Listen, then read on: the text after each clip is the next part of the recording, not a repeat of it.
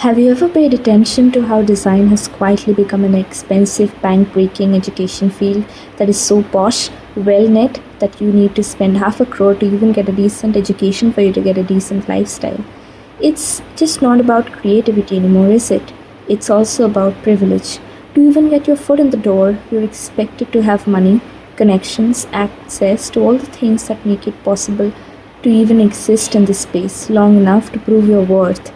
There's this unspoken hierarchy where those who can afford the best education, software, or exposure somehow seem more legitimate.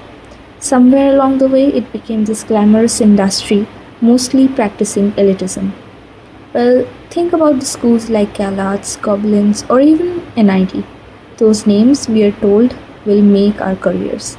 They sound glamorous, right? But when you look closer, they're not just places of learning, they're luxury experiences with tuition, materials, software, rent, exposure trips, internships. Everything has a price tag.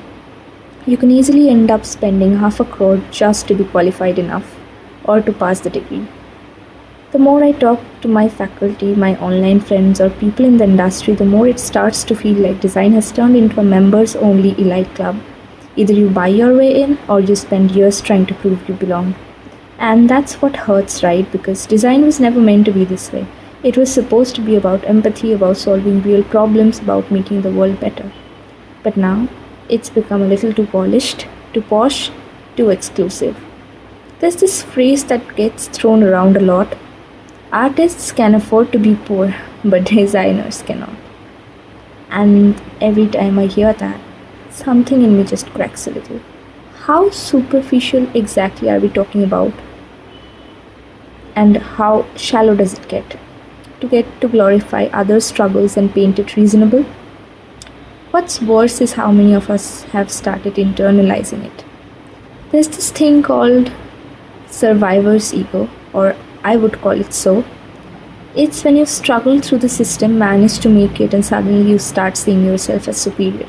You start believing that your success was all hard work, and maybe it was, but you forget that the privilege that cushioned that hard work, the family support, the money, the safety net if things went wrong.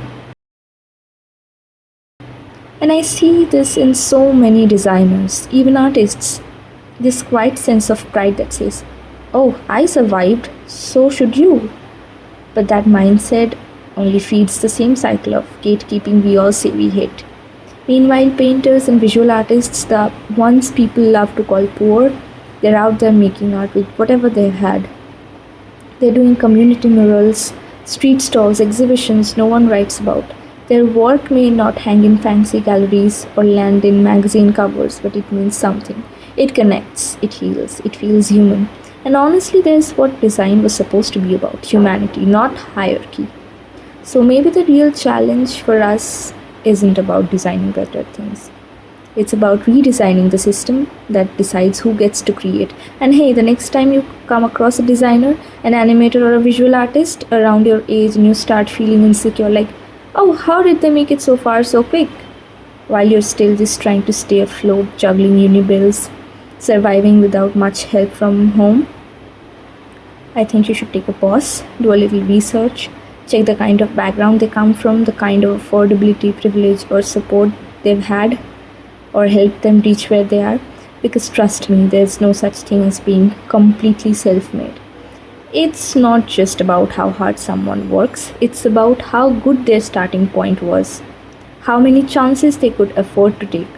I would love for people to come up if they have a different or similar point of view to add on this opinion.